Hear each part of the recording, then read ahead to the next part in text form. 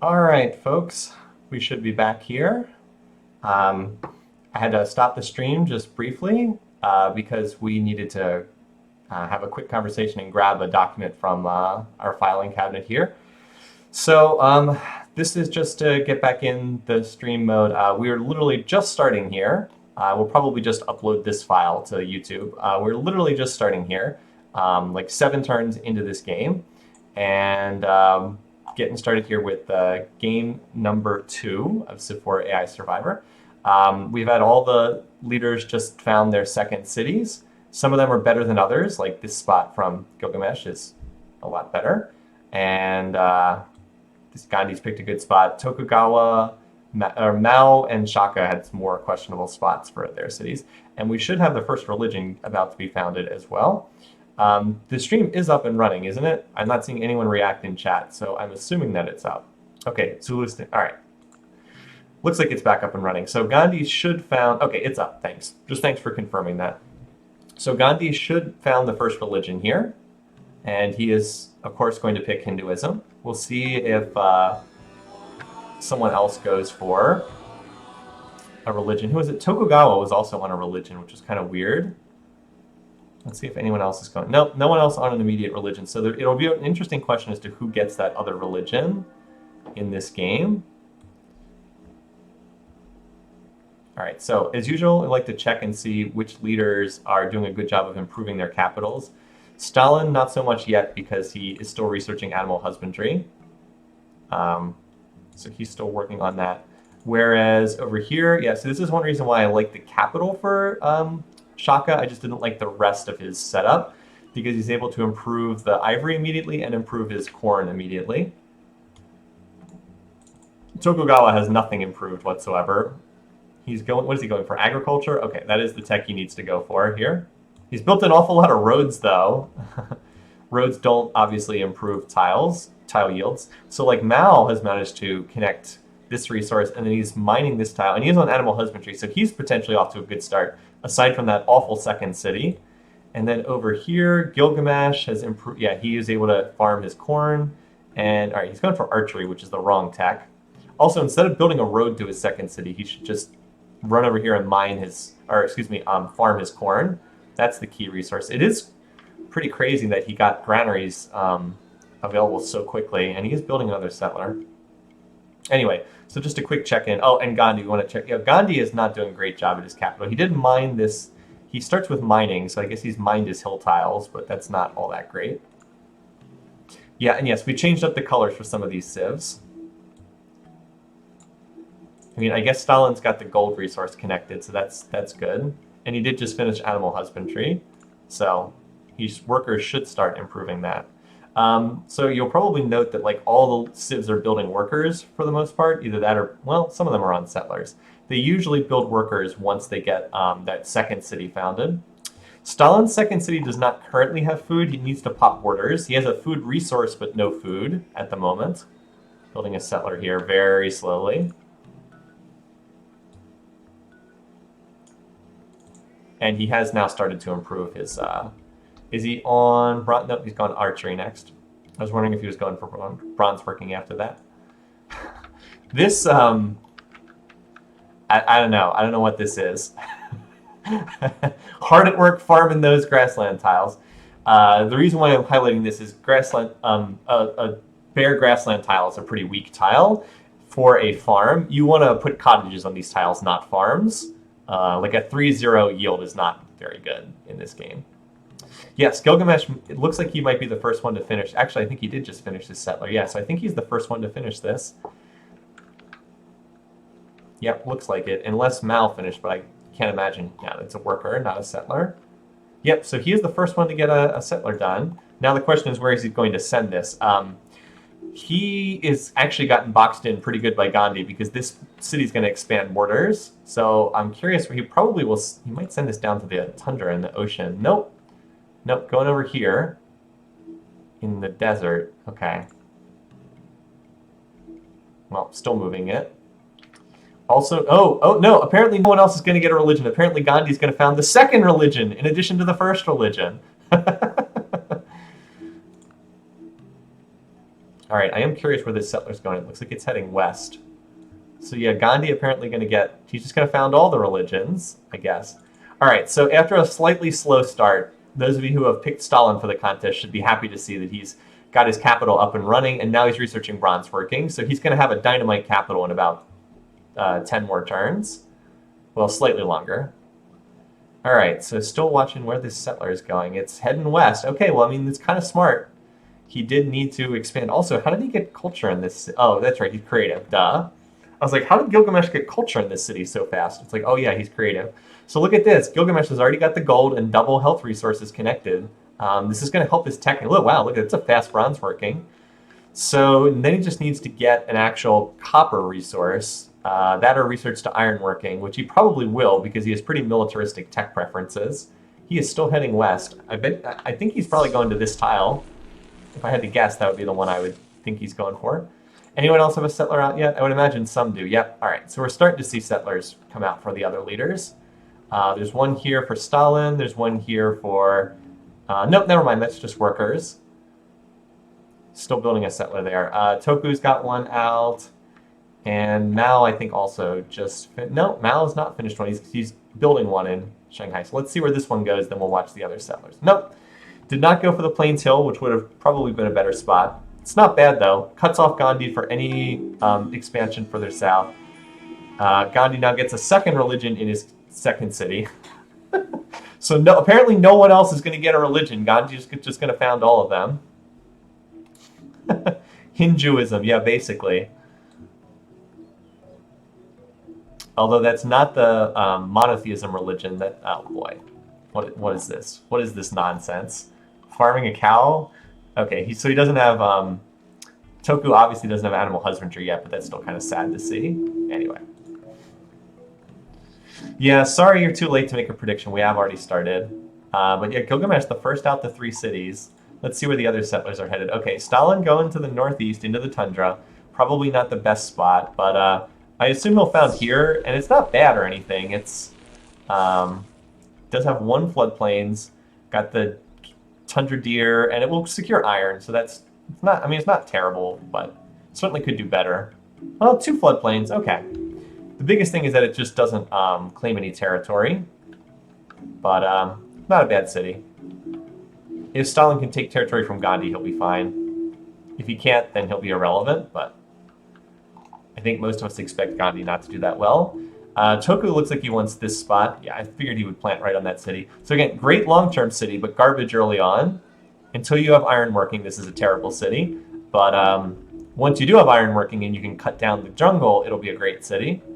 So playing for the long game there.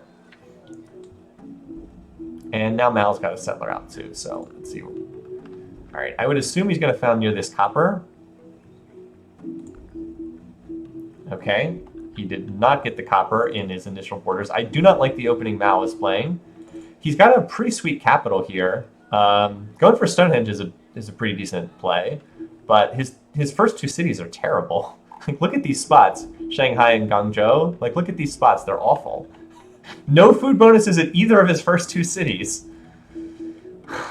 There's a decent chance he just sits in the tundra and builds wonders with that marble.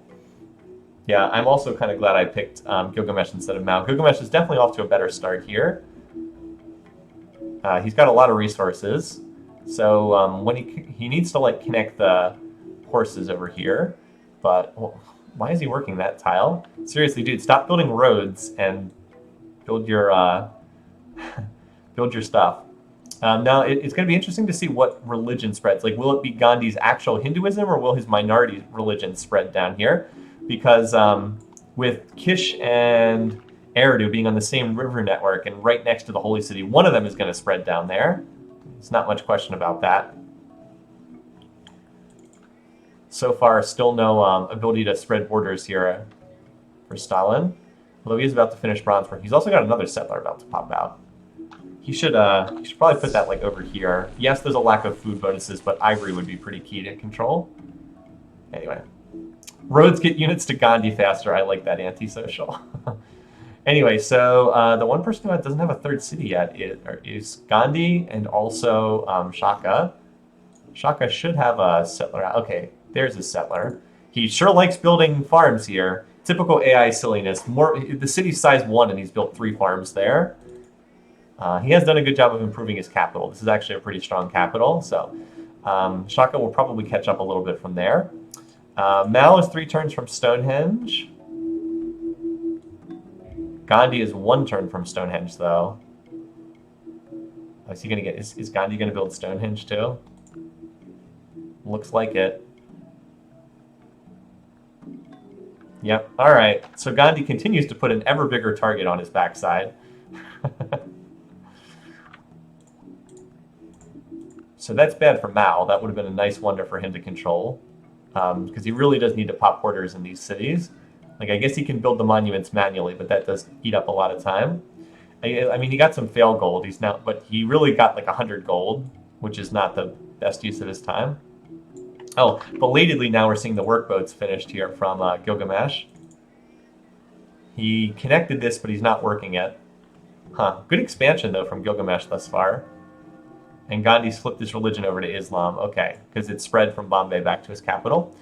Third city from Gandhi over here, Vijayanagara. It's a good city. Whoever ends up capturing this from him is going to be good. Yeah, Stalin definitely would benefit enormously from capturing Delhi.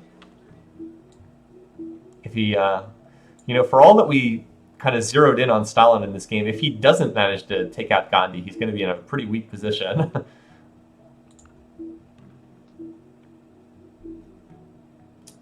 And Shaka still hasn't founded a third city yet either. He just finished it. All right, so there's a little bit of a race here between Stalin and Shaka. They both have settlers over here. And Stalin just pulled his settler back, I guess because of the barbarians, so that could be bad for him. If, like, this spot gets taken by Shaka. Settler... Actually, Stalin's got 2 settlers out on the map. Needs to actually plant those cities. Yeah, so Gandhi seems to be zeroing in on Islam because he spread it to all 3 of his cities, or it has randomly spread to all 3 of his cities, one of the 2. Any other settlers out there? Gilgamesh has one out here too. Boy, Gilgamesh is really eating up the land, isn't he? Toku does not have one out. Yeah, so it's really just Shaka and Stalin at the moment. Boy, these 2 are pretty tight here. So they are in a real settling race. Remember, Stalin does go first in turn order, so it'll be curious to see who gets this spot. All right, so Stalin wins by virtue of being first in turn order. Very close. I think they both wanted this ivory tile here.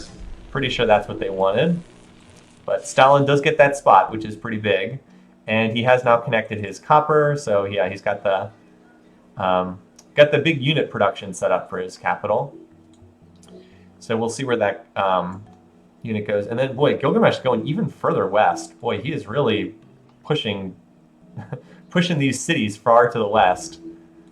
I guess he doesn't want to settle the tundra, which makes sense. I guess Gandhi also hasn't really left him with much of a choice, because Gandhi's eaten up the territory close to the 2 of them. But, like, he's going to found on this tile next turn. And that's awfully far west of his original starting point. All right, so Gilgamesh has picked up Islam. So he's picked up Gandhi's religion. Could be key for later on. Stalin also found it down here. It's going to hurt his economy, but a good spot for claiming land long term. Note that both... Wow, Shaka's really struggling. What is he doing? Both Stalin and Shaka are avoiding this patch of desert. So how bad is Gandhi's diplomatic situation right now? Yeah, it's pretty bad. Yep. Pretty bad. Every single other leader is annoyed with him, and he is the worst enemy of every single other leader in the game. Yeah, Mao is a bit boxed in as well. Boy, why did he pick this spot?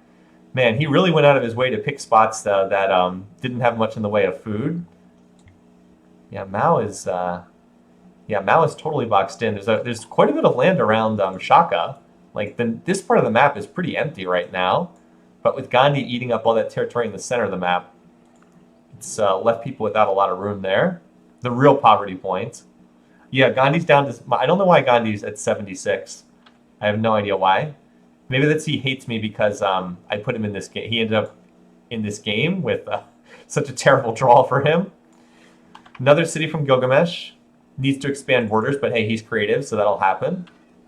He won't build workboats until he like sees the seafood resources, and he'll see them when the borders pop. Gilgamesh also needs to get iron working so he can connect metal. Right now he has horses but no metal. By the way, if you want to see something hilarious, let's look at the power bar graphs. Oh, Gandhi's actually not last in power. I thought he would be last by a mile, but apparently he's not. Shaka finally gets a third city here. It has copper in the second ring, but remember, Shaka often ignores mysticism forever, so he's probably not going to get that copper. Well, no, his Ulundi will expand borders. He'll get copper that way. His capital hits third ring borders. So yeah, if you and now Gandhi's got another city. You know, Gandhi's territory is pretty darn good. This could be bad for Toku long term, adopting a religion that is Gandhi's minority religion. Closed borders do decrease the chance of religion spreading, but they don't remove it entirely.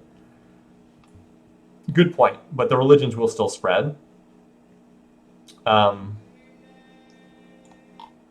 Mao is, yeah, boy, there's like nowhere Mao can go from this point. He's been really cut off by Toku going to the south with his first city, and then Gilgamesh just beelining straight west. So yeah, Mao's not in great shape. Like, it's still very early in the game. Like, there's a ton that can happen. But I would say that Gilgamesh has played an excellent opening thus far. Stalin needs to get freaking mysticism and expand his borders. He's got all these cities that can't pop their borders, and a lot of his best tiles are not in first string. That said, Stalin is stacking up resources, right? He's got gold, ivory. He's about to connect gems down here. He will have iron as well. He's already got iron. Well, he doesn't have iron working researched, but he's already got copper connected. So, again, if he can take out Gandhi, he'll be in great shape. Let's look at the wider bar graphs, though, because we're on turn 50. Gandhi's leading in GMP. That's not surprising. Everybody else is pretty similar. Well, Gilgamesh is getting a fair amount of free culture. Right now, it's Stalin and Shaka who have the worst economies for the moment. Production's pretty close, except Toku is really struggling on production. I guess Shaka's not doing that great there either. Food, Gilgamesh is leading. Shaka's really off to a rough start. Stalin is leading here in power because he connected his copper first. He connected a metal resource early on, and that's worth a lot of power. And culture, Gandhi's leading, as you'd expect. Gilgamesh is meditation. No one's on monotheism yet. So yeah, we're mostly kind of waiting until someone decides to go after Gandhi. Look, that's the text key leader sitting out bull messes up the list. That's just the power bar graph, basically. So yeah, that's kind of where we are right now. Let's see if there's any settlers out on the map to track. Is this a settler or a worker? Oh, that's a settler. Okay, so Gilgamesh has got one down here. That's not a settler. Did Gandhi build another one? No, those are missionaries. So Gandhi's going to be spreading Islam around. That is if anyone will give him open borders. Okay, so he built a bunch of Islamic missionaries, but he can't actually spread the religion because no one's discovered writing text. Stalin's got another settler here as well. And I think we've got a settler, yeah, and Shaka's got one too. Okay, so we've got a couple settlers out on the map right now. This one could be in some danger. Oh, Gandhi's now flipped back to Hinduism again? Okay. He can't seem to make up his mind, can he? A little bit weird. I am curious where this Gilgamesh settler is going. It seems to be beelining down into the ice. Like, there doesn't really seem to be much down here. But whatever. So Mao gets the Great Wall. I don't think he really needed the Great Wall, to be honest. Mao and Shaka are really struggling. Shaka at least has room to expand. Mao is like no room to expand at all. God, he was afraid Gilgamesh would start to like him. Yeah, seriously. All right, so where's this? Oh, Stalin. Look at this settler going deep into the middle of the map. All right, he turned around because Toku found it here. I think Stalin was going for that spot. So he'll have to go somewhere else. Maybe he'll go over here.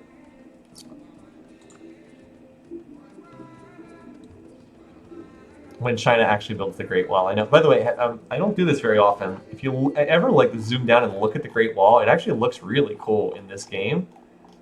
Like, you can really see the Great Wall like wind its way like over the mountains and stuff. It's pretty. Turn off the resources. Like it's pretty cool though.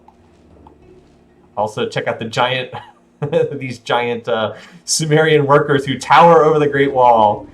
How many of you have seen Attack on Titan? No, just kidding. All right. So yeah, it does look pretty cool. Yes, I know it's 2006 graphics or whatever, but I still think it looks pretty neat. Anyway, so yeah, we've still got, apparently Gilgamesh wants this spot. I can't fathom why he wants a city here, but apparently he does. He does have, I mean, more cities just in general are good for the AI, but like, why not found here, where you can at least work tundra tiles? I don't know.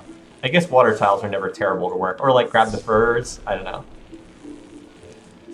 All right, so yeah, we're kind of in a holding pattern. Gandhi's about to found the third religion of this game right now. His religious preferences are so high.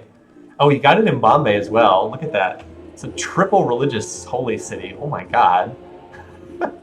So, I mean, this is the pattern for Gandhi, right? Like, he's in first place in score. He does great at building his economy. If he doesn't get attacked, he's going to win a cultural victory. It's just he's probably going to get attacked in this game. Yeah, Hail Hydra. It's the true Hydra, the first three religions. Well, not Islam, but he landed all three of the first religions. Just like Spain on a lake from way back in the day. Anyway, so we did get another city from Shaka as well. He's already got his first great prophet. Gandhi knows only divine intervention can save him, so he's invoking as many gods as he can. Good stuff there. Apparently, Gilgamesh is just going to do like the water-based economy. Also, he needs more happiness resources. I thought he had a second happiness resource. No, he really doesn't. He needs monarchy in the worst way. He should like go for the Oracle and try to get monarchy, because he does have wines. Or he could like try to take out some of Gandhi's territory. So Stalin's already building up a stack here. I don't know that he would have much success against Gandhi in the era before catapults, because like this is a capital on a hill. Wait, does Gandhi not have archers? Did he just he has 0 archers defending this city? Bombay is not producing as much culture as you might think, because only because Gandhi's in Hinduism as a state religion. That's the only one that actually produces culture. So not quite as much as you might think. But he did just build the Kashi Vishwanath, the Hindu shrine, so he is getting a lot. This is going to be a super valuable city for whoever captures it with the triple holy city. Gandhi just finished archery last turn. Oh my God. His military unit preferences are so low. This city looks like a total sitting duck if Stalin wanted to capture it. That would be the smart place to attack first. It would have to hit size 2 or it would be auto-raised. But even shared religion is not enough for Tokugawa to be cautious. He's still annoyed. And look, everybody else is basically pleased with one another. Worst enemy. Worst enemy of everyone. It looks like Stalin's plotting war because he's building a lot of units. But I could be wrong. Maybe not.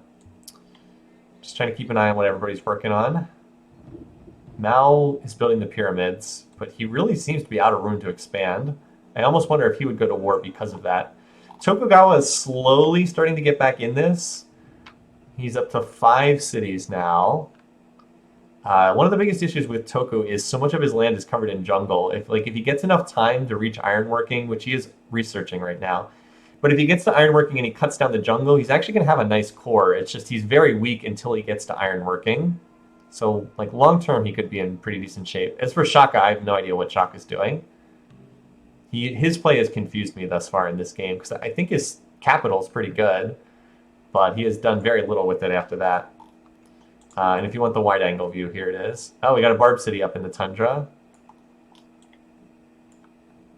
Just screenshot that for potential use later. Gandhi continues to build every cultural thing under the sun.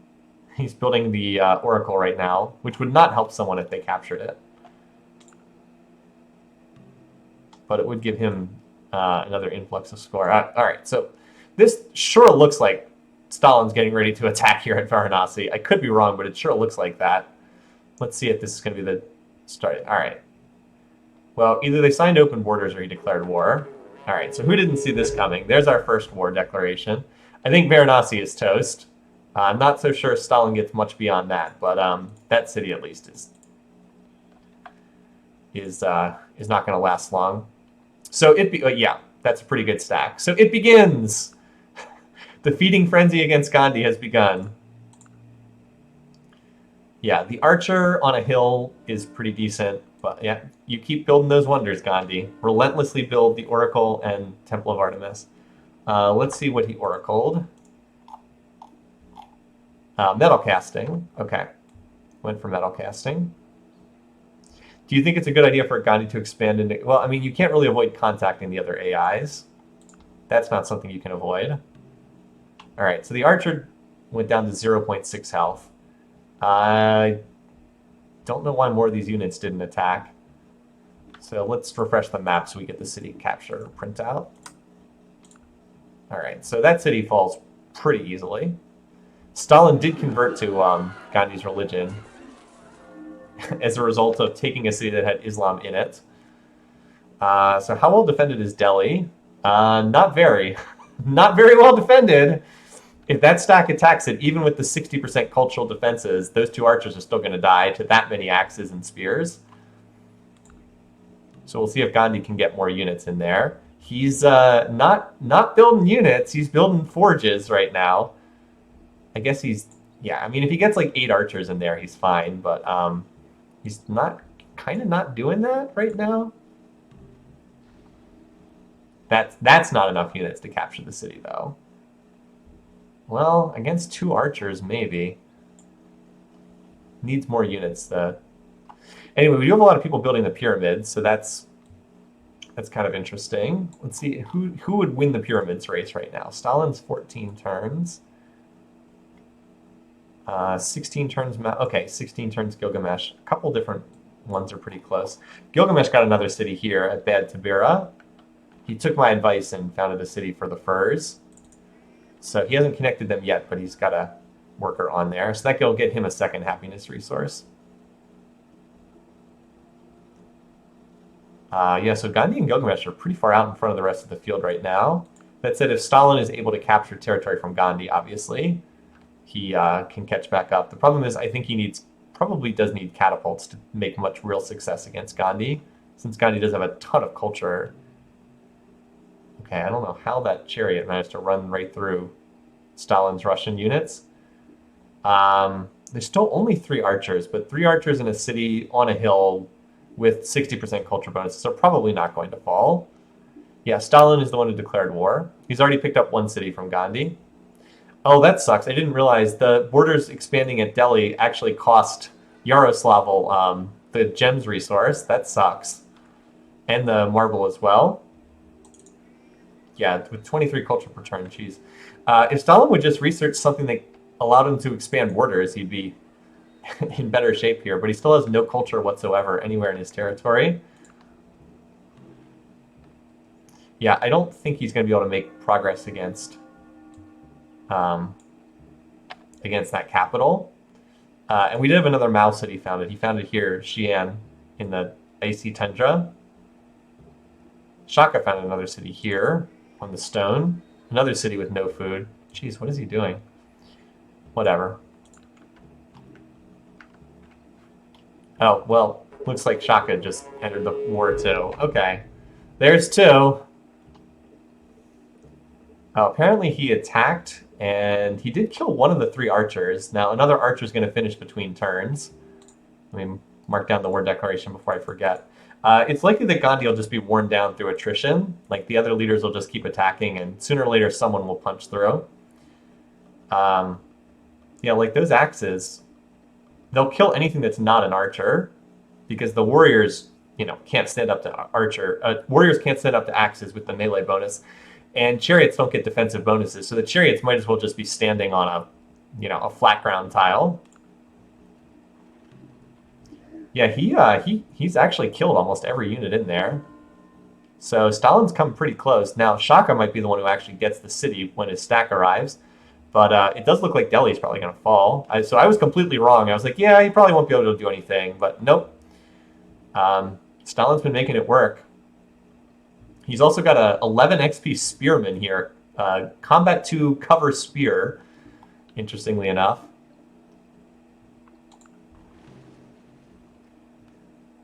So yeah, I think, yeah, there's a pretty good stack here. Someone's going to get this city. A lot of impies. Now, impies are normally pretty terrible attackers, except that there's 4 chariots in this city. So if the impies get off the attack against chariots, that would help them out a lot. Yeah, there's 1 archer and 2 chariots in here. Also, Stalin getting the pyramids is really nice for him. Because a lot of people were going for this. Let's see what civic he ends up adopting. He could really benefit from both hereditary rule and representation. Representation would probably be better right now because he doesn't have that many cities. All right, so let's see. Who's going to get this? There's so few defenders. It really could go to either Stalin or Shaka here. Shaka gets the big prize. He adopts police state. Okay, well. That could be enough to turn Shaka into a competitor, in this game. Boy, Shaka coming in at just the right moment. Stalin did almost all the work, but Shaka gets the big prize. All right, well. Oops, no, I'm not trying to save the game. I was just trying to reveal tiles. Everyone into Islam. Yeah, a lot of people picking Islam. This could be bad for Toku long term with so many people hopping into Islam. But this is still good for Stalin in the sense that like his borders are now going to expand here. And I do think it now comes down to who gets what prizes. Like, this city could also end up being surrounded by... Oh, Stonehenge. Huh, I forgot Stonehenge was in there. Oh, man, that would have been so big for Stalin to get Stonehenge. Great Lighthouse is pretty big for Gilgamesh down here, because he's got a lot of coastal cities. 1, 2, 3. Yeah, like, this city is actually kind of worth founding with the Great Lighthouse. Are the distance penalties going to wreck Shaka? Possibly. It's still worthwhile to get that city, though. Like, both of these, neither one of these leaders has mysticism tech, so getting free monuments is just enormous for both of them. Well, I mean, I guess it's big for Shaka because he's the one who actually got it. Yeah, Gandhi's power fell pretty severely there. Oh, yeah, so this is Gandhi losing his capital in GNP, just plummets. I do wonder if Gilgamesh is going to hop in here. He's got a settler on the east coast, but I think he's going to grab this stone. Well, eventually. So yeah, he's really doubling down on the coastal trade routes here. Gandhi actually has a lot of chariots over here. Look at that. Buddhist missionary, Hindu missionary, Islamic missionary, Islamic missionary. Dude loves his missionaries, doesn't he? Stalin only had to attack. He decided to heal and let Shaka take Stonehenge. Yeah, it happens. It always is somewhat random who's going to get what spot. Stalin's still not going for a tech that provides culture. He's got a decent group of resources here. And he's working cottages. But I think his economy is pretty bad. Let's look at their economic output right now, shall we? Gandhi, 28 beakers. Tokugawa, 26. Stalin, 12. Yeah. Shaka, 16. Gilgamesh, 53. Gilgamesh, the clear tech leader, Mao, 31. So Stalin is working cottages. So like his economy will, well, he's built cottages. I don't know if he's working them. Gandhi's about to get another shrine here that someone else will almost certainly capture away from him. Yep. Look at this city. Got a double shrine already. Really nice city for Gandhi. Be great for whoever captures it away from him. So Gilgamesh did get into hereditary rule, which is really key for him. And he just founded another city here. He's got by far the most cities right now. And yet he's also the tech leader. 1, 2, 3, 4, 5, 6, 7, 8. He's got 9 cities. Oh, he's got the ziggurats up. No wonder he's able to spam his cities. No wonder he's able to do that. They cut his maintenance costs down to like nothing. Super cheap. Super cheap and early courthouse. Okay, that's partly how he's doing this. That plus he's got the Great Lighthouse and he got that early gold tile. Man, Gilgamesh is looking really strong in this one thus far. At this point, I might be hoping for Gilgamesh 1, Stalin 2. But yeah, Gilgamesh is just playing a really good game thus far. All right, Stalin, you need to capture more territory from this war. Is Gilgamesh building all units? Is he? He hasn't declared yet. But yes, we will sign open borders. Stalin last in score. It's true, he is last in score. Granted, a lot of that is due to the fact that he has not expanded borders at all. Remember, a lot of points come from land points, and he's very low on land points right now. But yeah, it's not. It's not a great sign or anything. I don't want to deceive this point. It's not a great start for Stalin. He did pick up a city from Gandhi, but he didn't get the big prize, which was the capital. At least not yet. He hasn't. We haven't really talked about Tokugawa. He's got one. He's still on 5 cities, but he does have ironworking, and he's starting to cut down the jungles. So Toku's kind of on the rise right now. Mao is also at 5 cities, but Mao has absolutely no room to expand. So he's pretty much done. Like, he's not going to get any stronger. Stalin and Shaka have potential to get more territory. There's definitely more room for them to expand, including through Gandhi. So, like, Stalin's kind of trickling in some units here. These cities look too well defended to have much shot at capturing them, though. Like, kind of needs, and here comes Shaka again. Probably is going to need catapults to make any real progress against these cities. Now, Bombay is not on a hill, and that does make a big difference because there's a big defensive bonuses for archers on a hill. And Vijayanagara also not on a hill. So these cities are easier to capture. That said, they do probably have the river penalty. Like, if they attack from the north, they're attacking at the river penalty. Yep. So to answer Krikov's question, I saw it was in the chat. Half points if you get first and second, but backwards. Pretty good stack from Stalin. And there's more coming in from Shaka. Like, to a certain extent, they don't have to kill that many archers. Although now Gandhi's getting some axes in range. Where's his metal? All right, so he's got an iron resource. This is something that the incoming attackers should pillage, to be honest. Also, Gilgamesh is on construction already. He's building aqueducts down there, too. He's got enough culture that he can probably take advantage of some of the Gandhi cities if they get captured. Stalin, don't attack across the river. Yeah, this is too well defended. With 60% defensive bonus, that's not falling anytime soon.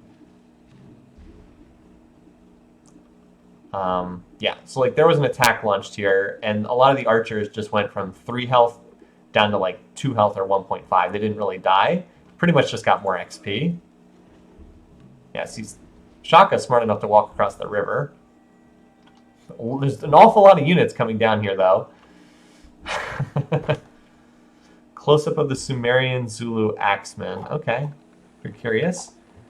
Got kind of an Egyptian vibe to them there. Just you wait till the Gandhi builds the AP and somehow manages to survive. I don't think we really talked enough about Gilgamesh. Look at his score. He is way ahead of the rest of the field in score. Like, it's not even close how far ahead he is at this point. But he's kind of running away with the game right now. Oh, well, we got a third war because Toku is now joined. Which is probably what he needed to do.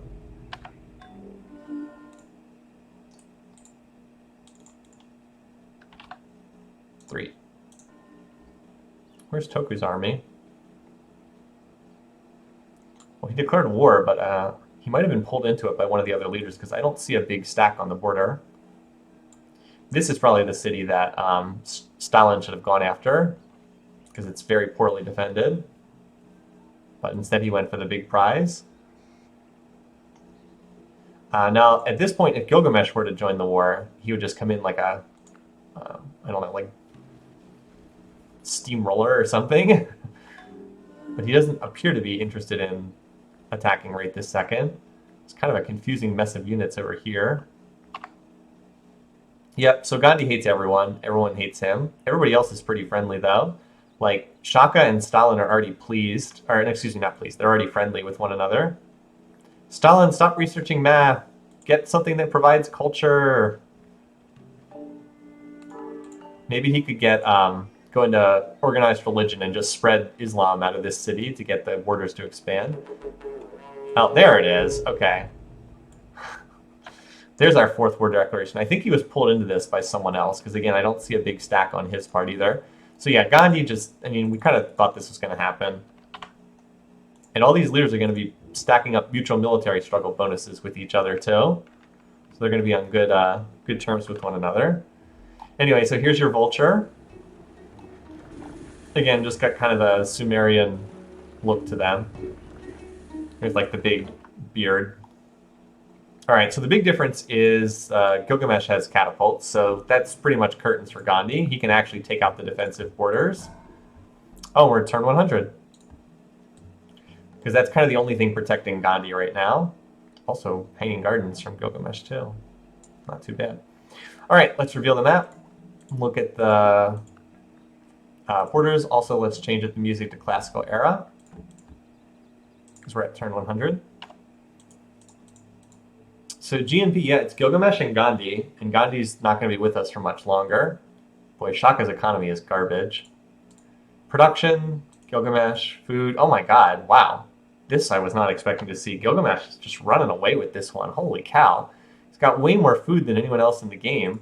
Power, Gandhi's low, everybody else is pretty similar. Culture, Gandhi when he lost his capital. Wow, okay. Yeah, freaking Gilgamesh tearing this one up. Looking really strong. I guess Mal took one of his spots in the tundra. Also, everyone's Islamic except for Toku, so that could cause problems for Tokugawa long term. Yeah, Shaka's economy is garbage. Stop the press. Pretty much. Shaka has not founded any more cities. He's still only on 5 cities, plus the captured capital. There's still room for another city here. I wonder if Stalin would choose to... Like, he could get a decent city here. And then there is still room to expand up in the tundra, where there's 2 barb cities. So, let's just see who's going to get what... I mean, it's like who's going to capture what prizes from Gandhi at this point. Alright, there's Choku's stack. I don't see any huge stacks at the moment. So Gandhi will hang in there for at least a little while longer. Gilgamesh is probably the one to watch just because he can actually... Oh, hello, that was unexpected. Okay. Now, I didn't see that come in. Mao declares on Toku. Okay. Also, my prediction of low wars is not happening in this game. That could be badly off. All right, Mao going after Toku. I don't think this is going to work, but he's going to try it. Okay, well, that makes things a little more interesting. I mean, Mao is desperate for more land, let's be clear. Yeah, he attacked and killed something. So that'll take at least a little pressure off Gandhi for the time being. You would think that they would just pillage the road over here. This city is not well defended. Pataliputra.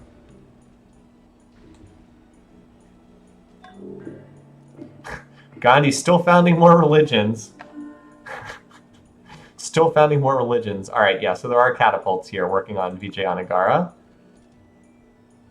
So that might not be fast, but once the borders are down, that'll be that. Gandhi's still building. Geez, he built another shrine?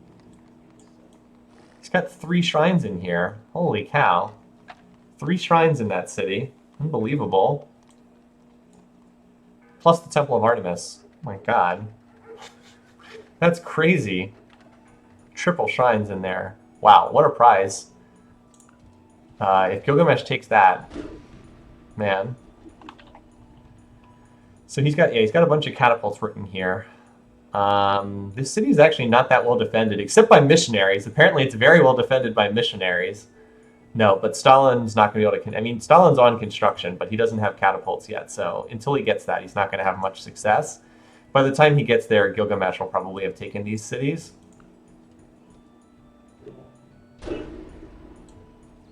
Needless to say, Mao's attack against Tokugawa did not do much other than promote a bunch of archers to City Garrison 3. Yeah, Toku just got a great general, and that's about it. Alright, so the defenses are down in Vijayanagara. This is where almost all of Gandhi's units are. Got a lot of units in there. Yeah, Stalin's attack did not do anything at Bombay. So, yep, all but one unit has died in Vijayanagara. So Gilgamesh is pretty easily cleaning this up. Gandhi might get a great general, but that's it. Can I hover over Gandhi's opinion thing on the Diplo screen? This, you mean? That was Tokugawa at Bombay, not Stalin? Okay. Good point. So anyway, bid farewell to that city, which is picked up by Gilgamesh, and wow, he's just snowballing this game pretty heavily.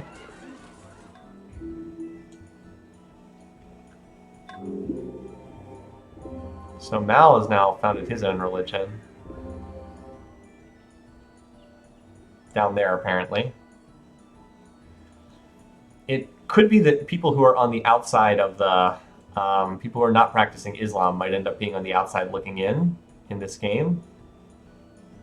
With Delhi brutally stolen, are there any horses for Russia? Good question.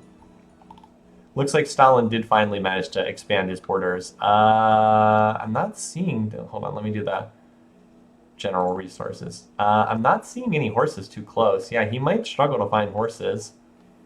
Because there were horses at Delhi, but yeah, no horses for Russia at the moment.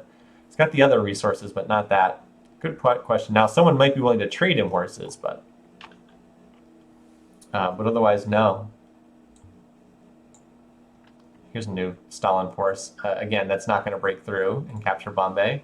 Not unless he gets really lucky and has something happen like Gilgamesh taking out the defenses and then leaving the city redlined for Stalin to capture.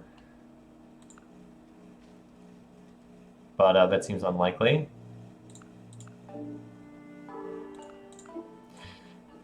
Yeah, overall, Stalin has not gotten as much out of the war with Gandhi as I think a lot of us were expecting him to get.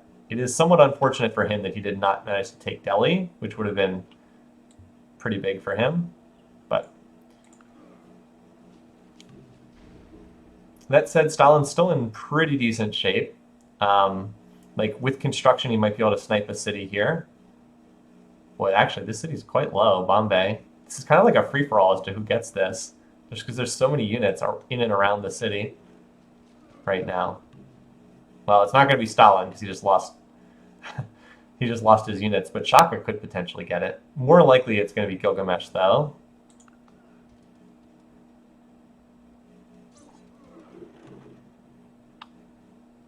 Yeah, there's not a lot of units left here. Gandhi's units that he does have are highly promoted, but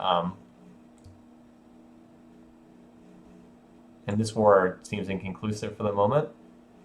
I think Tokugawa is in trouble long term, though, because he's practicing Hinduism and everyone else is practicing Islam. Like, that could be an issue. Then again, there's a lot of pleased on here. A lot of friendly on here as well. That's why I thought we might not see that many wars when this is over. Mal's cautious towards Toku. Well, we'll see. I mean, this is a pretty aggressive bunch. If they're only pleased, it wouldn't be surprising to see more wars. So for the moment, Gandhi's holding, but I don't expect it's going to last much longer because the defenses are almost gone here.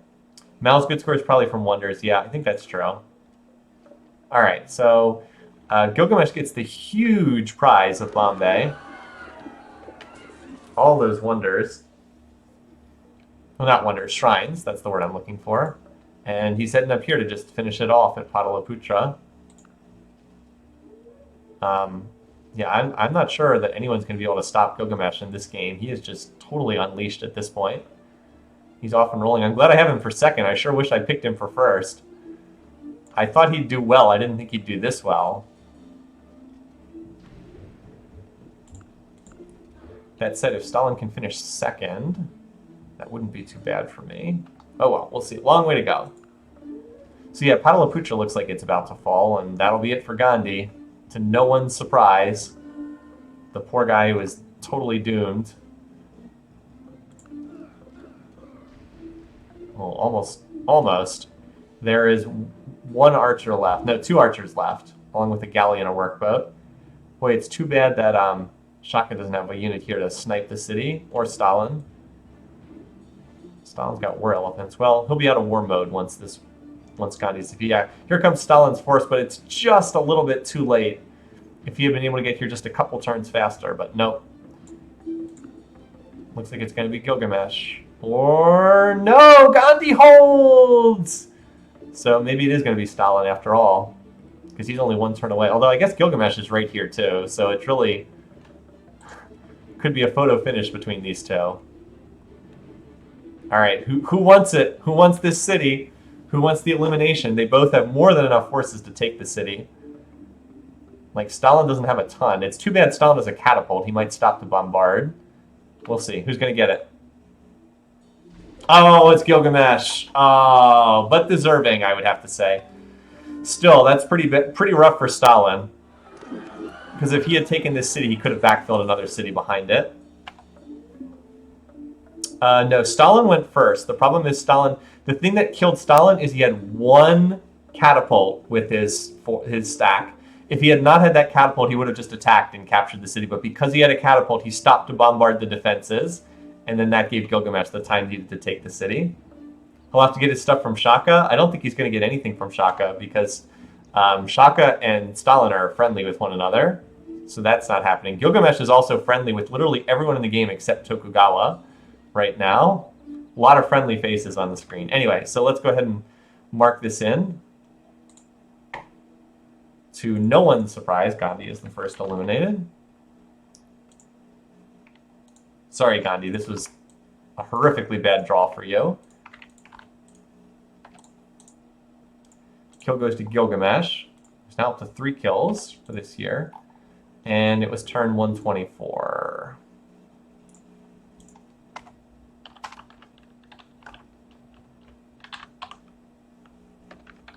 All right.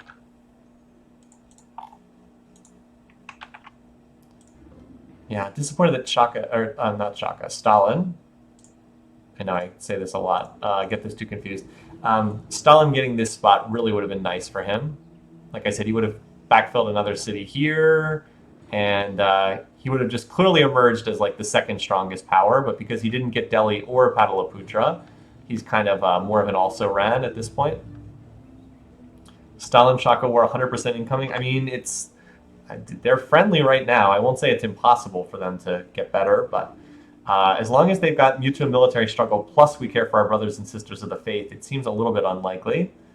Honestly, the one who's in the most trouble right now is Tokugawa because they're all only pleased with him instead of friendly. I did give the kill credit, yes. Yes, I did. Second place could be hard to tell, it's true. Gilgamesh is pretty far out in front right now. So we do still have a war between Tokugawa and Mao, so I guess that's what we'll focus on now. These two. Shanghai was nearly captured there. So Stalin goes into peaceful civic, goes into representation.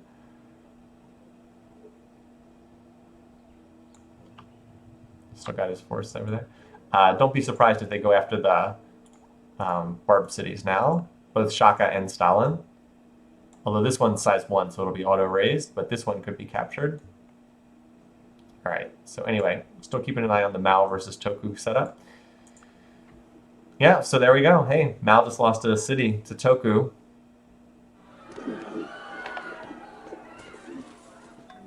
Again, the real question is if someone else attacks Toku here. I mean, part of the problem is like a lot of these leaders, they literally can only attack Toku. I guess Shaka could also attack Mao. But like Gilgamesh can only attack Toku. He can't attack anyone else. And if he did, he certainly would crumple Toku pretty fast. Still, Toku taking a city, that's good for him. Mao is fairly weak in this game. He's just got a bunch of tundra cities for the most part.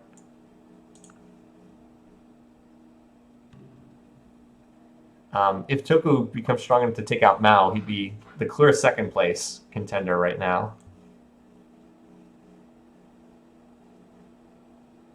Trying to see if Shaka was building anything. Doesn't look like it right now. I think one of the things that's helping Toku is he has war elephants, and it looks like Mao doesn't really have a unit that can deal with war elephants. Seriously, look at all these resources that Gilgamesh has. No wonder his cities are so large. Does he have stone and marble? Okay, he has stone. He does not have marble. Gilgamesh actually has very high wonder preferences. He loves to build wonders. Like, Stalin does not have the same number of resources.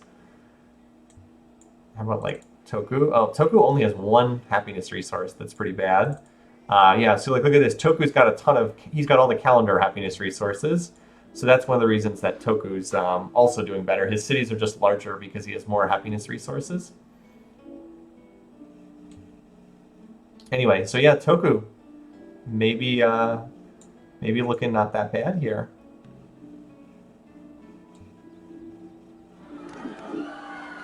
Oh, so Shaka gets that one. All right, and we have peace, but Shanghai was not given back, so the world returns to peace for right now. Yeah, Stalin just has not picked up enough territory for himself. It's really his biggest issue is he's just small, did not manage to get enough territory. We'll see if he tries to expand at all. There is room for more cities. There you go. Yep, he's sending a settler up here. At least he is getting more tundra cities, if nothing else. But yeah, it would have been nice for... Like, Stalin was very close to getting a couple more cities in this one. Still, Toku's got the edge right now for second place. I would be more concerned long-term about the diplomatic situation for Toku, because a lot of these leaders are not going to like him, as long as he's running that Hinduism for his religion. So we're just kind of waiting for another war to get started. Gilgamesh just triggering a Mausoleum Golden Age. And he's about to get the statue of Zeus too, one turn away. Let's see how people feel about each other. So Toku really dislikes Mao. Stalin won't declare war on Gilgamesh, or we kind of have a Gilgamesh plus Stalin plus Shaka little alliance going on. All three of them won't declare war on each other. Meanwhile, Gilgamesh will only declare on Toku right now. Fortunately, all these leaders will plot war at pleased. Yeah, diplomatic victory is absolutely on the menu too. I would say that that's also possible. I know that there were one or two predictions that said that could be a possibility. Gilgamesh just went into war civics. I don't know if that means he's plotting war. There's literally only one person he could attack if he is.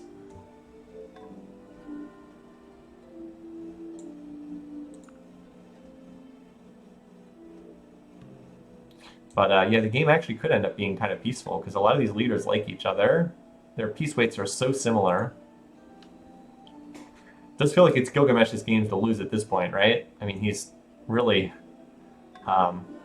really quite strong. Unless he does something boneheaded like... No, I really can't see much of a cost. All right, I think he just declared on Toku because I'm seeing Gilgamesh units pouring over the border.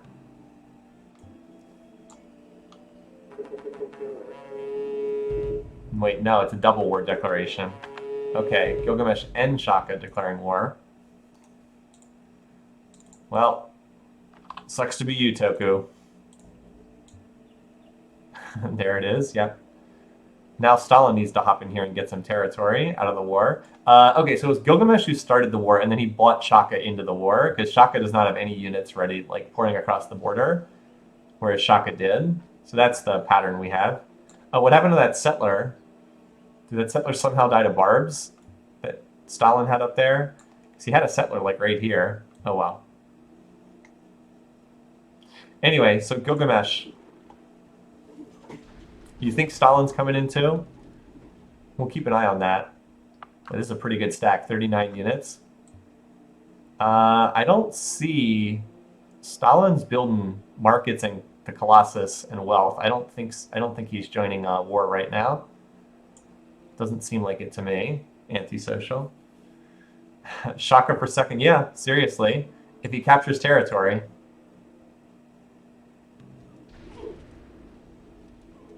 I think Satsuma's pretty toast. I mean, it's nice that he got the Colossus, but he needs more cities. Like, Stalin just needs more cities, the biggest thing.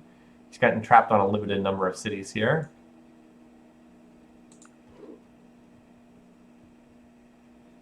Alright, so there goes that city, Satsuma.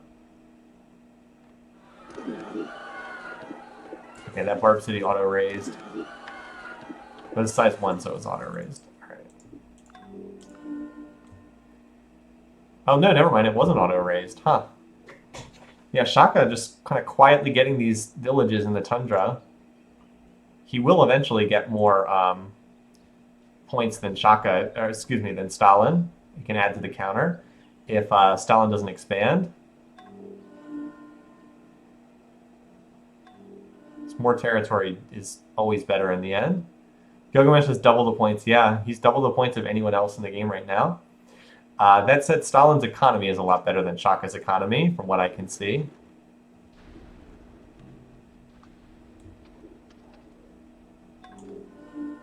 Okay, here's a Russian. All right, so I do think, actually, it looks like the Russians are going to enter this war. If they could take even one city, that would help them significantly. Could be wrong, but Stalin seems to be building up a force here. Oh yeah, Gilgamesh was in a golden age that whole time.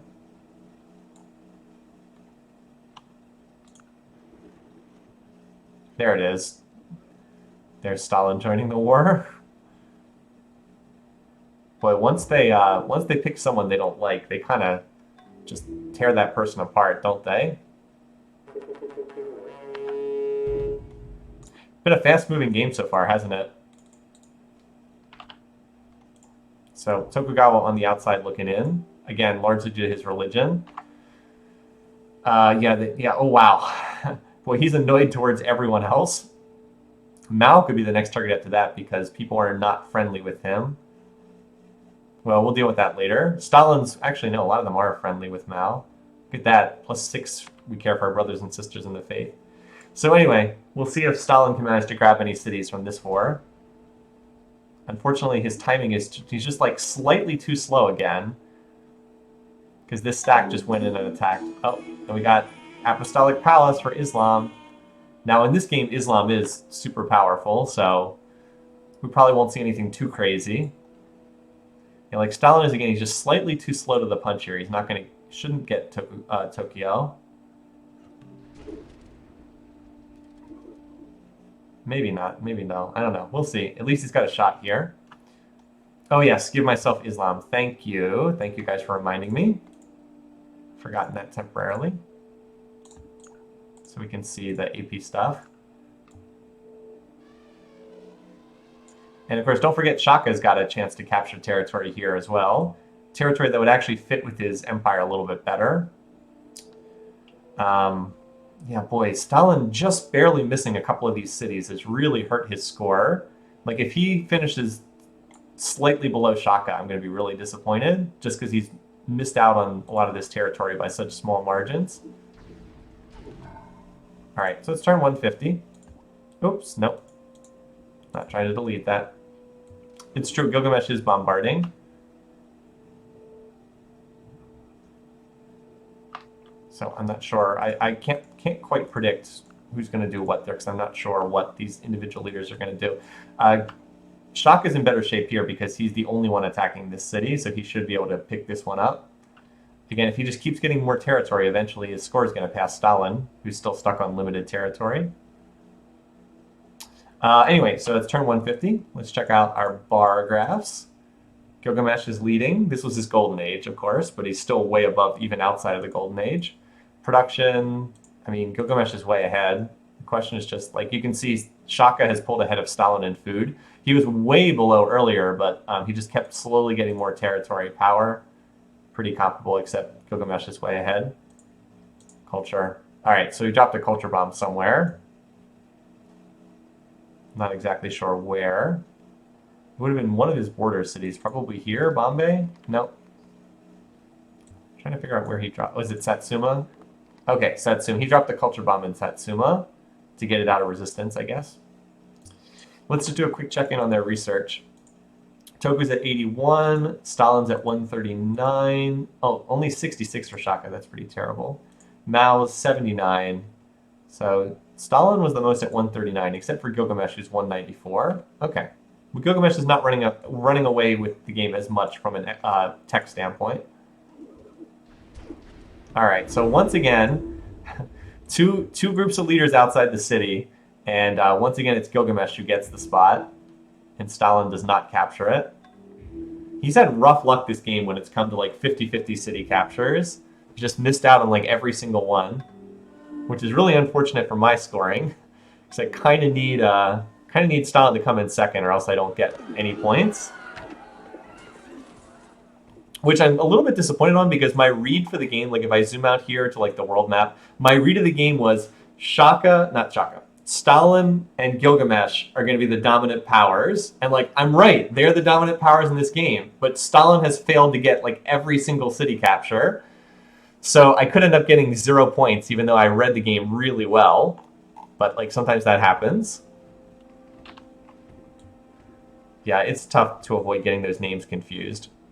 Whereas like Shaka's going to get this city as well. And when he takes Kagoshima, his score is going to vault past.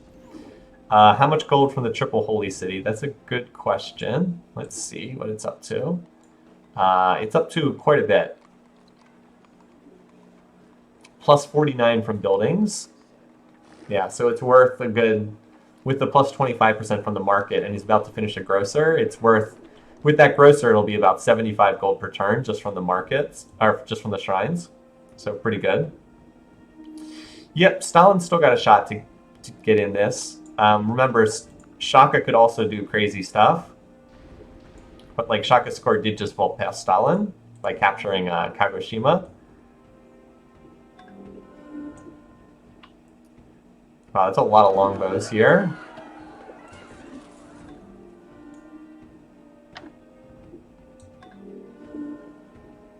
Speaker was just generated. So there's only a couple Japanese cities remaining. 2 actual core cities, and then the one that was taken from China.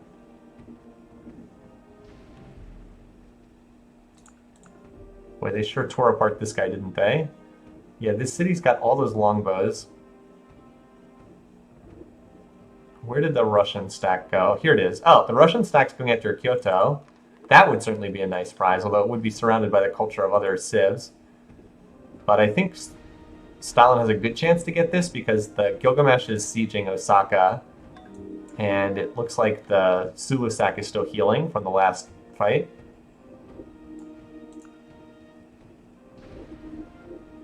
Yeah, so we'll see. All right, so Gilgamesh takes another city. Pain train rolls on. But Kyoto should be captured by Stalin, which will help his score out. So he just removed all the defenses. Now watch, some random Zulu mace is going to walk in and capture this. No, I do think this will be captured by the Russians. And Gilgamesh is about to get Shanghai here. So we might have... Toku might actually die on this turn if both of these cities fall. It's not impossible. Alright, so Russia does get Kyoto. Assign the Japanese city of Shanghai. Oh, wow. Could we see an Apostolic Palace elimination here? Holy cow. Could this happen? Could the AP eliminate a Civ here? Like, does that actually work? I'm genuinely curious to see whether this is actually possible or not. Well, let's see.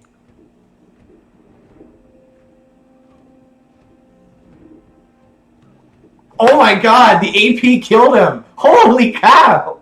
Oh my god, the AP just killed Tokugawa. What? What the heck? I mean, I guess the kill has to go to Mao, right? Because the city went to Mao. I guess Mao has to get the kill. It has to be Mao. Who else could it be? Oh my god. Assign the Japanese city of Shanghai to Mao. It's got to be Mao.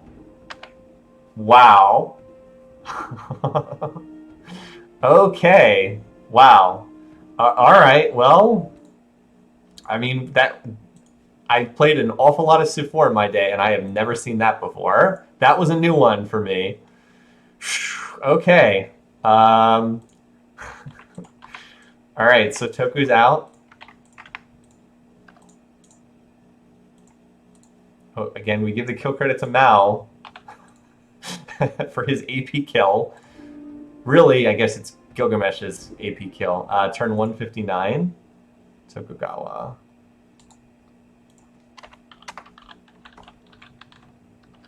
That's one that's we'll remember for a while. The Apostolic Palace killing a leader. Yeah, so there's nothing, again, there's nothing that stops your last city from culture flipping.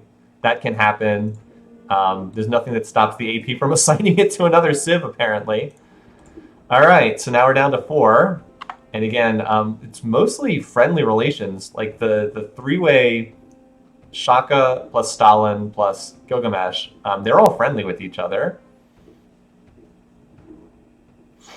Not everyone said Gilgamesh. Why did Toku not vote never? Good point. So right now, Mao could be attacked by Stalin or by Gilgamesh. A lot more people said Gilgamesh than Mao. Well, fair enough, but I mean, the city went to Mao, so that was my read on it. So what's the domination percentage for Gilgamesh? 35%. He's not that close to outright domination. So now we might kind of have a build-off here because these leaders are pretty friendly with each other. Everyone except Mao's not. Mao did not reach the friendly mark. That said, when these leaders get into free religion, which will happen someday, that could end their shared faith bonus. Give the kill to the AP. Actually, you know what? I like that idea more than what I did. So Gilgamesh just went into free religion. And yeah, that means he's only pleased with Stalin and Shaka. He's not friendly with them. Similarly, Stalin, yeah, so they are no longer friendly. They're pleased. Let me go back and change that then. So who is it? It was Mao we assigned it to. So Mao goes back to 2. We need to add Apostolic Palace 1. There we go. I like that better.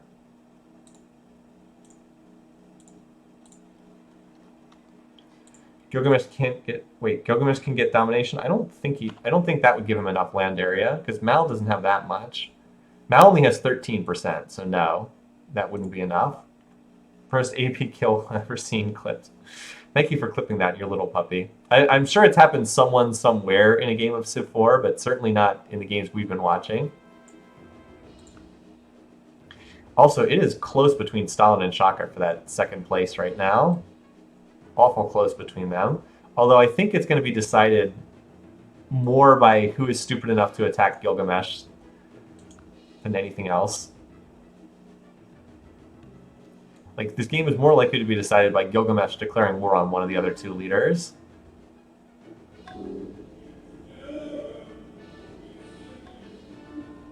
Gilgamesh getting Sistine is kind of interesting.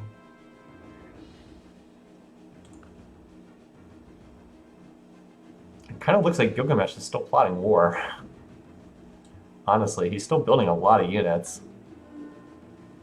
Look at that, Shaka and Stalin, very close in score. Have we had Sitting Duck survive a game yet? Sitting Bull, the actual AI, no. Sitting Bull, the AI Observer Civ, yes. Look how close these 2 are. Well, actually, I guess Shaka started to pull ahead in score. Dang you. Dang you, Stalin. Why couldn't you have captured Pataliputra? Or captured that Barb City, which is now size 6. Anyway, so Gilgamesh is definitely way out in front in tech. Because he's like early Renaissance.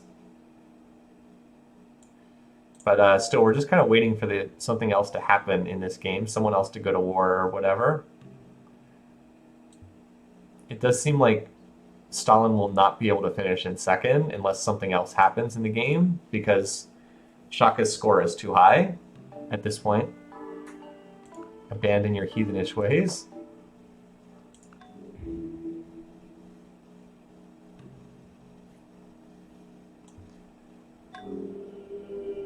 So that's the Divine Right religion, so that's the last one.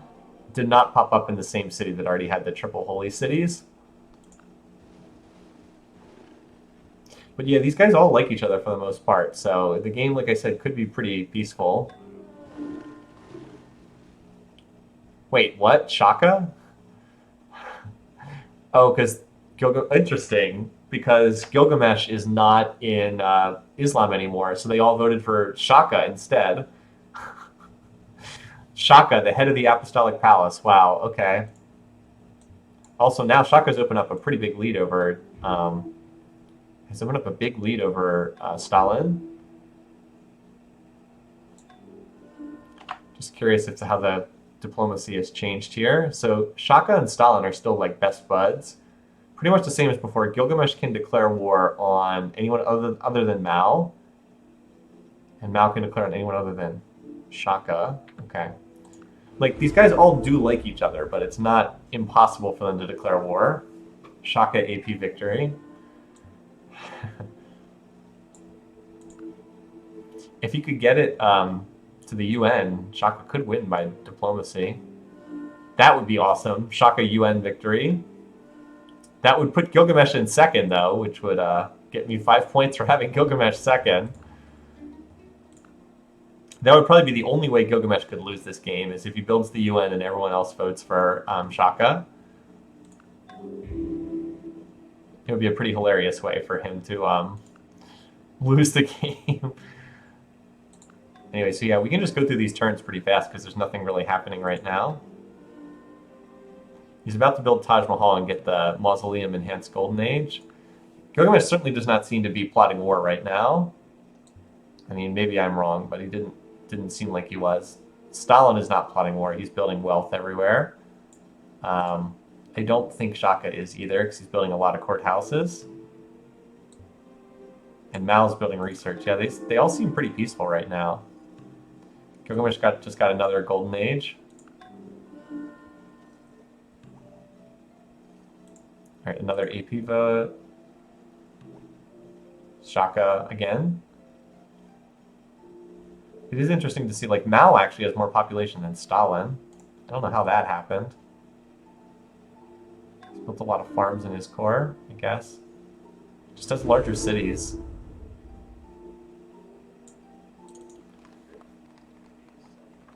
Oh well. And now Gilgamesh is going for liberalism. So we should probably check out what tech he picked. Just out of curiosity, as he flies through the... Alright, I think he grabbed democracy, I think. So now he'll build Statue of Liberty, too. Somewhere, I don't see it. Wow, look at him, he really filled out the water down here. Getting all those trade routes from Great Lighthouse. Yeah, he really filled out the icy tundra down there. Still room for like one more tundra city up here, but that's it.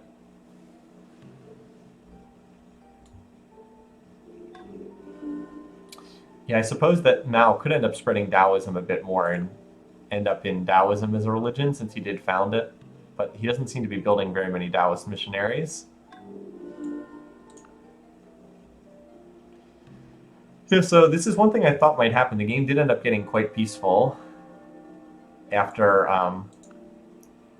Gandhi was gone, and then after Tokugawa was gone, because he ended up with a religion that no one else was practicing. Oh, whoops! Stalin is declared on. Oh boy! What are you doing, Stalin? Why? Well, so much for getting any points for this game. Why would you do that, Stalin? Okay, well, rip any points from this one. 3 turns rifling, yeah, seriously. Yep, Shaka for second looks alright. You know, I would have thought Shaka would be the one to do that, not Stalin. Apparently he just didn't want to go to the championship game. Oh well, sometimes the aggressive AI decides to do insane things. Good for Got Red Eyes' picks. So, okay. Mao also declares war on Stalin. Okay. Well, as long as there's no more wars after that, if we finish at 10... Yeah, he hates Stalin now. Well, Stalin's going to get eliminated now. That'll be it for him. Dang it. I had a pretty good read on this game, too. But Just pick the wrong one of the two leaders bordering Gandhi. Stop the war against Mao, okay.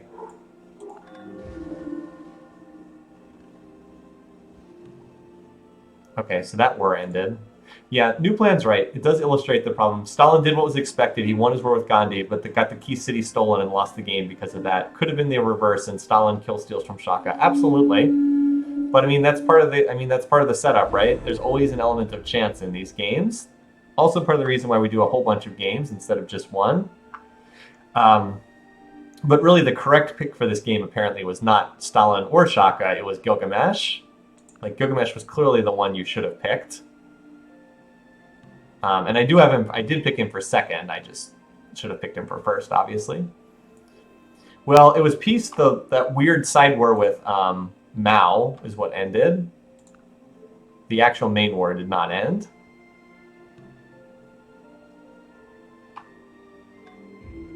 And Stalin's going to lose all his territory. And this is probably going to turn into a domination victory, because Stalin's got quite a bit of land.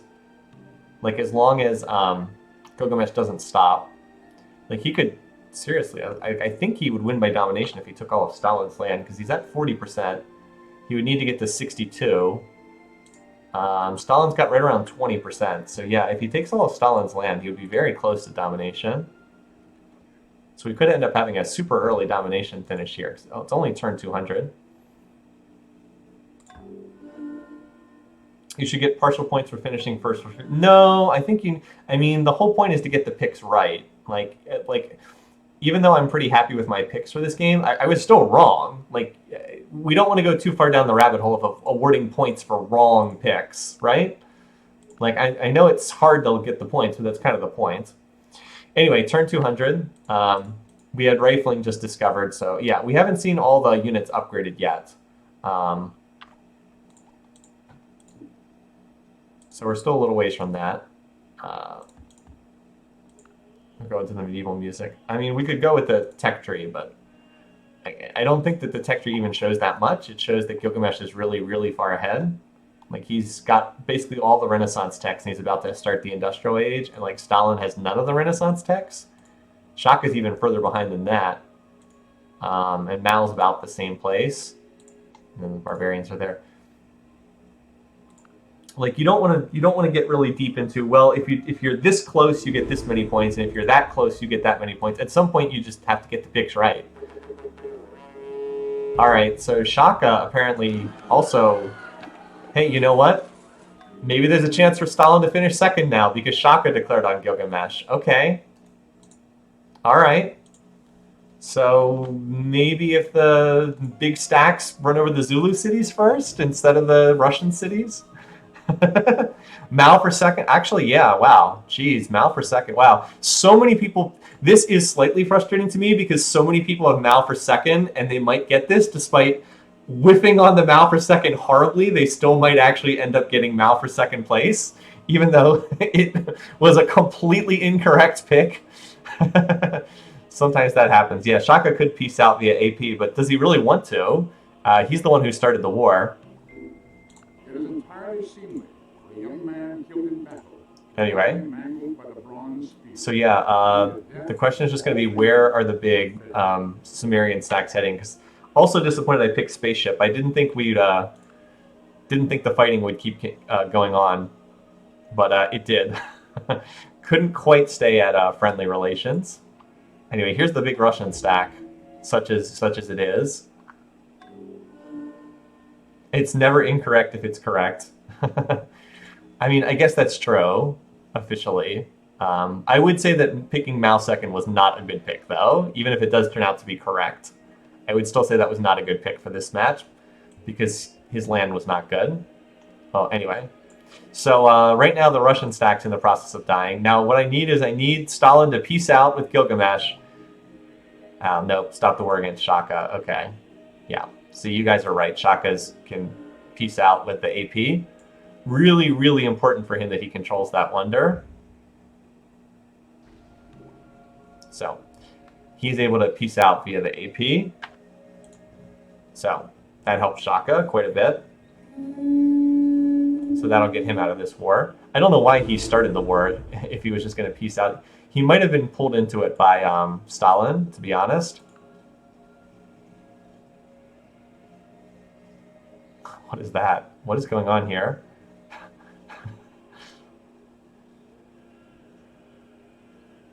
Invades, then does AP vote? Yeah, fair point. Like, did you have to ask why Shaka started a war? Well, once Gilgamesh defeats Stalin, the game is over because he's going to have enough territory to win by domination. That's what happens after that. Because the power bar graphs are about what you'd expect, right?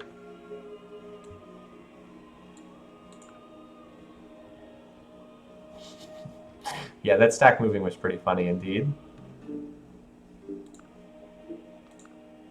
So I'm just waiting for the big Gilgamesh stack to pop up over here in Russian territory. There it is. Actually, that's not the full stack, just a subset of it. Stalin might survive. I mean, he could. It's not. He could maybe get peace somehow. It's not impossible. I would say the more likely result is he gets eliminated, though.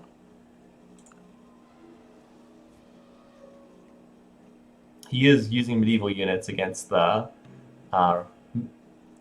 what's it called, the gunpowder-based units of Gilgamesh.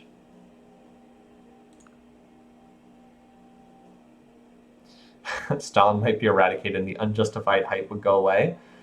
Like, I don't think he's a great AI, but he's won so many games, it's hard to argue against Stalin. Like, he has won an awful lot of games.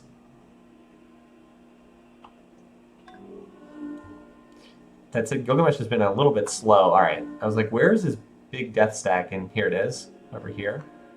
So he completes Statue of Liberty. That's going to help him get through the tech tree. It won't be too much longer before he picks up steel either. And cannons will cut through the defenses much faster than catapults and trebs. That's the biggest reason why this is somewhat slow here. Is it takes a while for those non-gunpowder units. Oh, here we go. Stop the war against Stalin. Well, there you go. Maybe he does survive. All right, well, there you go. Stop the fighting amongst our brothers in faith. Boy, the AP having a big effect on this game, right? Once again. Just barely enough, though. Shaka the Peacemaker. Shaka the Peacemaker, indeed. All right, well, that does mean that Gilgamesh now has a chance to... He's cautious with both of them. I mean, he could choose to go back to war with Shaka, although I guess Shaka would then just peace out again. That said, the AP is not actually in Zulu territory. It's actually in Gilgamesh, one of Gilgamesh's cities. So, like, if Gilgamesh ever gets control of the AP... Well, I guess he can't be the AP leader, though, right? He can't be the AP leader because he's not running Islam as a civ. So yes, more AP shenanigans, more silliness. Once again, wars that were started end up getting stopped. So, pretty silly. Gilgamesh's culture, good question. He has cysteine, so his culture is probably pretty decent. Now Stalin's score is almost below Mao's. Not too great right now. Erdu. Yeah, he is not close to a cultural victory yet. It would be a long way away if he went for it. Gilgamesh and Mao's relationship dropped too. Good point. It dropped down to just pleased, not friendly. So these two, Stalin and Shaka, still will not declare war on each other. Stalin's cautious against Mao. So there is some danger for Mao, too.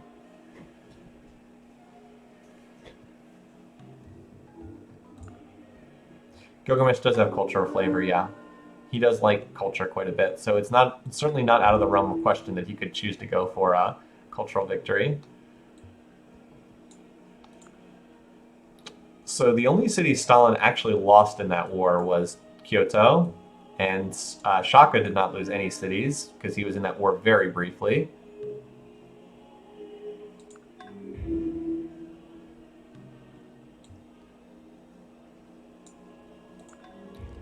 Shaka's getting close to rifling right now.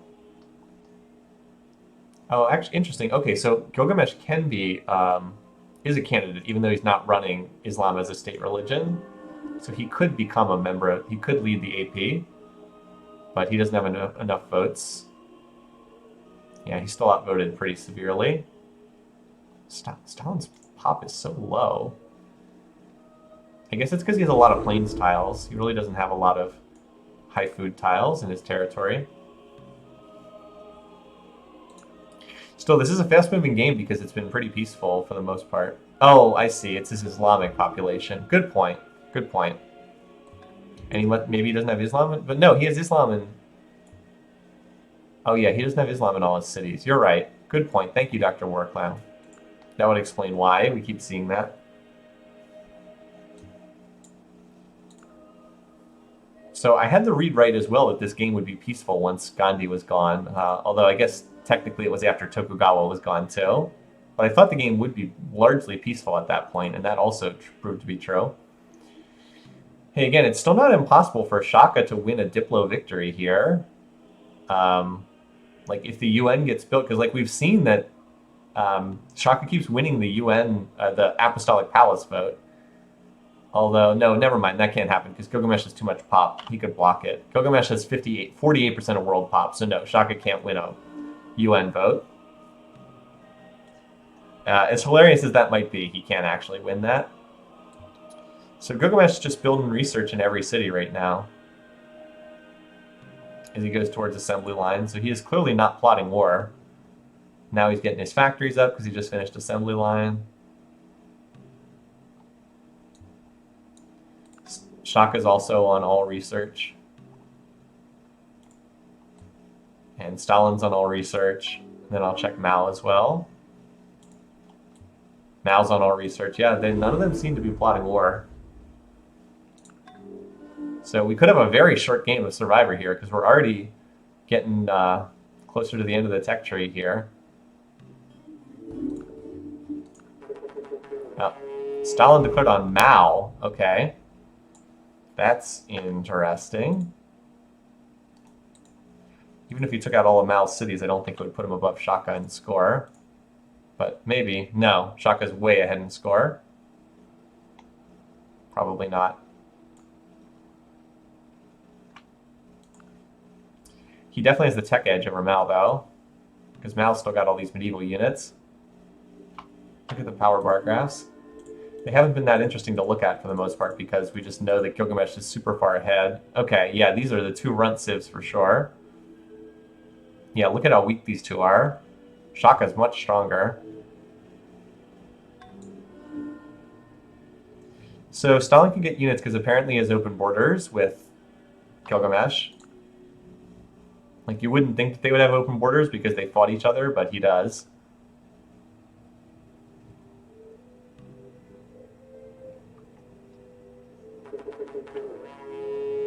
Oh, hello. Gilgamesh has declared war on Shaka. Okay. There we go. Well, that's an entirely separate and much more interesting war. Oh boy, could Stalin get second here off of this?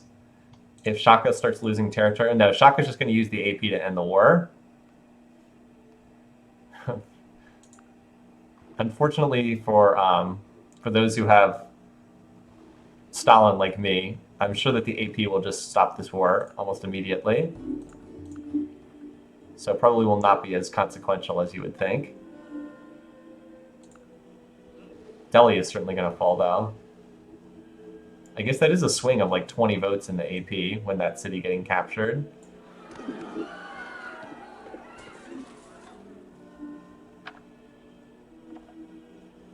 I wanted to see, okay, 44%. Yeah, I mean, if he takes out all of Shaka, that would give him enough to win by domination, for sure.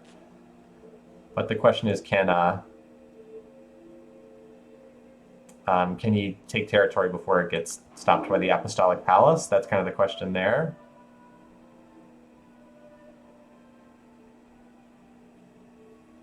Didn't Gilgamesh block Shaka's AP residence, so he can't stop the war? Here it is. Stop the war against Stalin, not the other war. Huh. Well, it looks like Mao was able to stop this attack on his city anyway.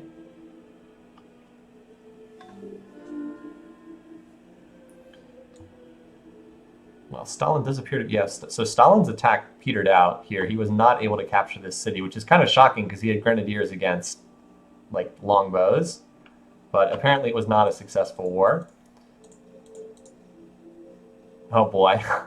Not looking good for Shaka here. And the AP, they called the wrong AP resolution, unfortunately. Now, Shaka does have rifles, so that'll provide him with some protection.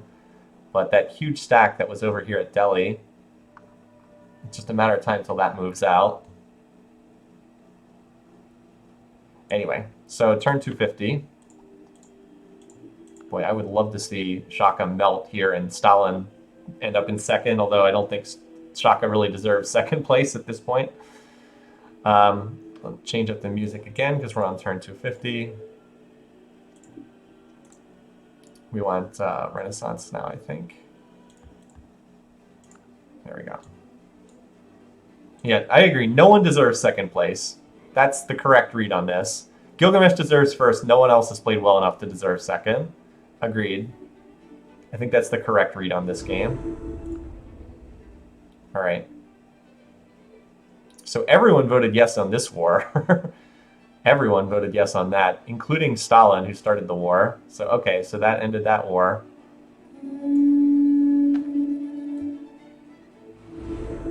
Also, I love the destroyer in the fort. I always am amused whenever I see that. All right, so we've got 10 more turns before this war can be AP stopped by Shaka. I wonder why he called the war to stop. Yeah, he called to stop the wrong war.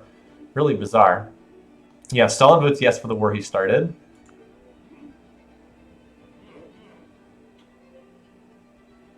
That said, in 10 turns, I'm not sure how much is going to be left of Shaka. Because the Gilgamesh forces are just enormous.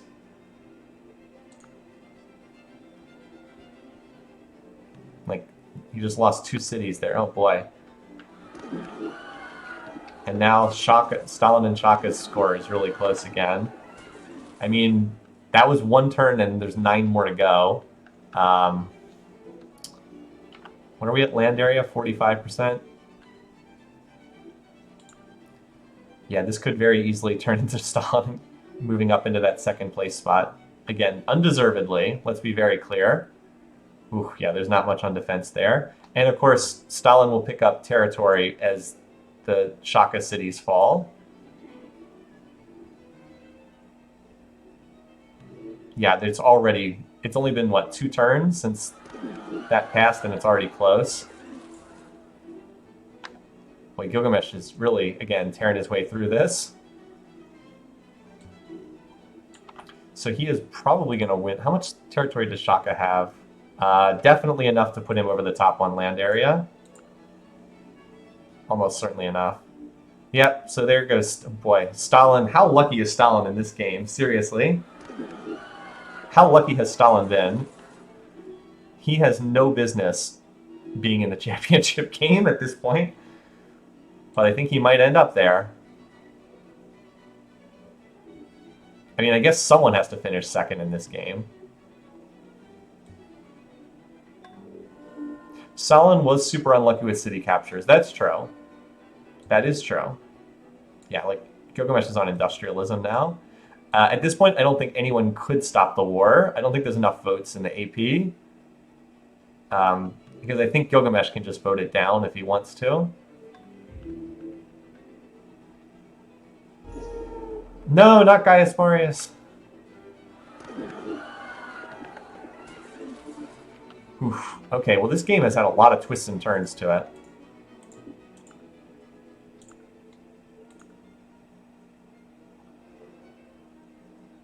Do wish I had picked domination at this point instead of space.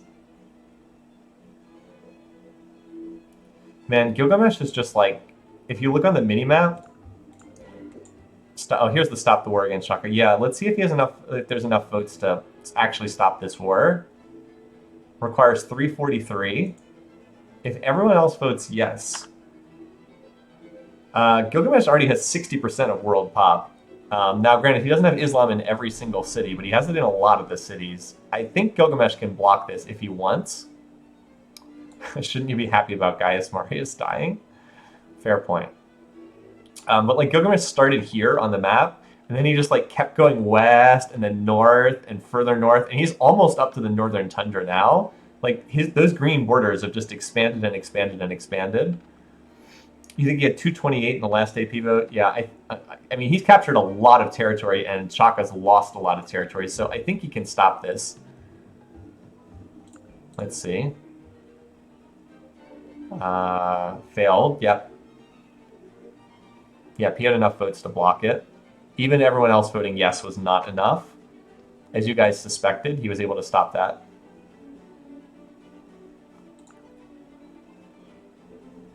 So it does look like Shaka's doomed at this point.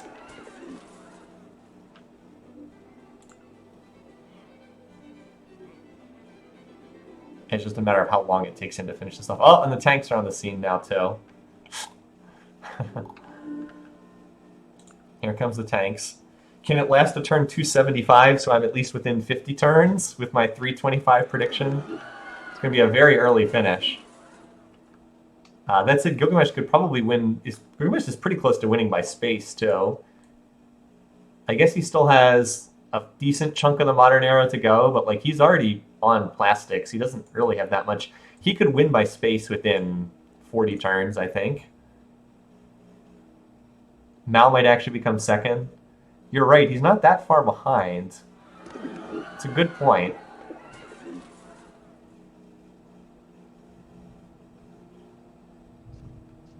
Yeah, I guess I was thinking that Stalin's going to get some more land points from some of these cities popping out their borders. But you're right, it is somewhat close between Stalin and Mao. Close enough that we should be keeping an eye on that. The biggest thing is just that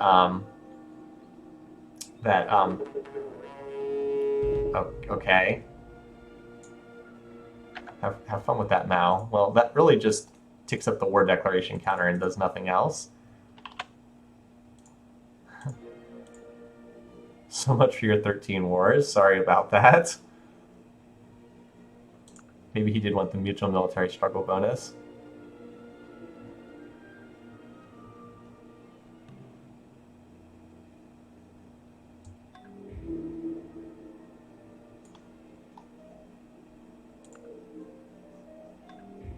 All right, well, so much for that.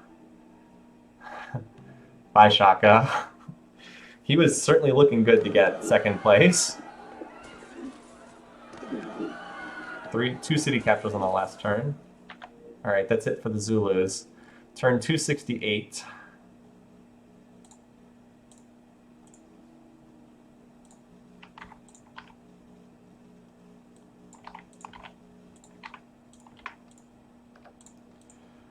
All right, so Gilgamesh gets that kill. Picked up 2 in this game, in a very dominant game. This was turn 268.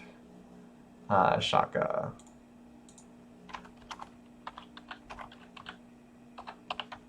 All right, and then there were 3. Although not for long, because this game's about to end. What's the land area at? 57. Oh yeah, when these cities come out of resistance, that's not going to take long.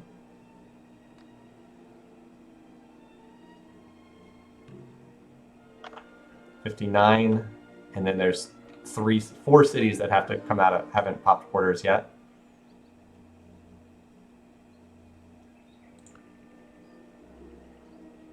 So now the real drama is, can Mao catch up to Stalin's score? It's not that far off.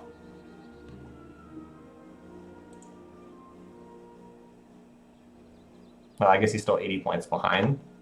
60%. Yeah, when these cities hit the, I mean, all 3 of these cities are coming out of resistance.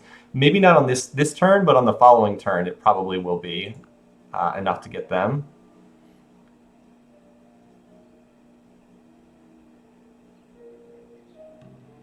Nope, we get one more turn. Oh, nope, there it is. We did not get one more turn. All right, turn 271, domination. Should have picked domination for the victory condition. Stalin narrowly in second place, very narrowly. Yep, 90 or 80-point different there. So interesting game, short game. Turn 271, very early. I did not get any points for the victory date, even with turn 325. So it was so early. I don't think we're going to get too many people scoring points there because you have to be pre-turn. Well, a lot of people get one, but like if you weren't under turn 300, you didn't really get more than 1 point there.